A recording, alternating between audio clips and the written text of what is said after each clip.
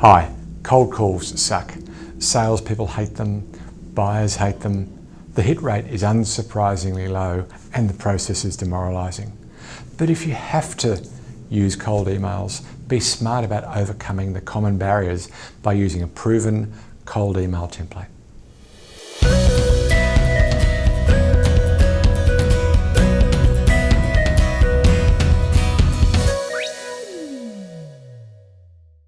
Inbound beats outbound, but it doesn't replace it. A buyer who's stuck their hand up will always be more valuable than one whose profile suggests they should have their hand up, but don't. So avoid cold calls if you can, use referrals, or shape your marketing to condition the market for you and flush out those who are ready for a proper discussion. But if you can't, I'll show you how to be smart about overcoming the typical barriers by using the best cold email template. Why cold calling will usually fail. Be aware of the big barriers. Number one, you're interrupting them. And two, you're not the only one. You'll be assumed to be as bad as the rest of them or even the worst of them, and you need to show that you're not. They are not focused on what you want them to be focused on. They may not realise they have the issue that you solve and they're probably not looking for a solution. And finally, their gatekeeper's just better than you are. The gatekeeper receives more calls than you make, so they're better at flicking than you are at bypassing. Here are 7 steps to building a great cold email template. Now, I'm not avoiding the question of the template, but I first want to focus on the 7 steps to building a great cold email. Do your homework on the company. Identify who has the problem, not the person who has the budget. Do your homework on that person.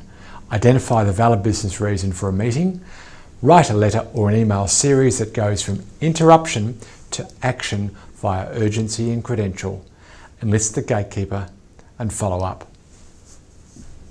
Let me explain each of those points. Number one, do your homework on the company. Look at their owned media, website, LinkedIn, company page, those sort of things. Look at business press and what bloggers are saying. Try and find facts that suggest the presence of the problem that you solve and some reason why there's an urgency to fix it. Number two, identify who has the problem, not the person with the budget, because that person's too late. You need to find where the fire will start, not where it will end. Do your homework on that person. Again, go back to the business press and bloggers and LinkedIn. Ask mutual contacts. Look for evidence. Perhaps they might be a new broom. Are they coming in to fix something they've fixed previously? Do they have any known likes or dislikes? Number 4, identify the value proposition for the meeting. We call it the valid business reason.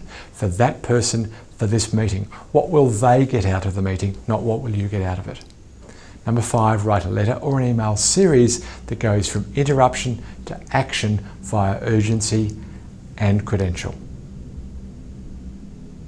So with that understanding, here's the cold email template. By the way, I've got 2 more steps, but let me give you the template first. Paragraph 1, it would seem that. Lay out the situational facts. This appears to be a priority for your company. Play back their own data or otherwise argue why this is an issue for them now. Paragraph 3, but as you know, it's not that easy. Introduce some kind of twist that evidences an insight and creates a bias for you. Paragraph 4, I don't know you, but I do know. We'll show what you know. You know the issue and you know how to solve it. You've done so for similar companies before. Paragraph 5, maybe we should talk. Argue the valid business reason, what they'll get out of the meeting, and include a link to your calendar. Now, if you're going to use email, make it a series that builds momentum. Step 6, that was step 5. Now step 6, enlist the gatekeeper. Rather than bypass him or her, get them in on the act. Ask if you can send the letter or the email to the target via them, and will they please show it to them. Step 7, follow up. That doesn't need any explanation. Cold emails are not your only tactic. In your funnel plan, map out the buyer's journey and choose tactics for every stage, from finding names to closing deals and everything in between.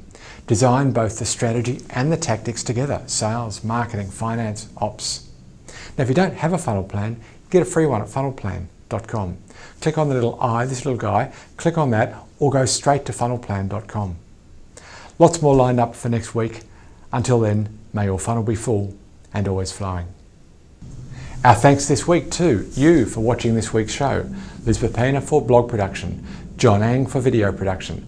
My name's Hugh McFarlane, and it's been my pleasure to have scripted and presented this week's show.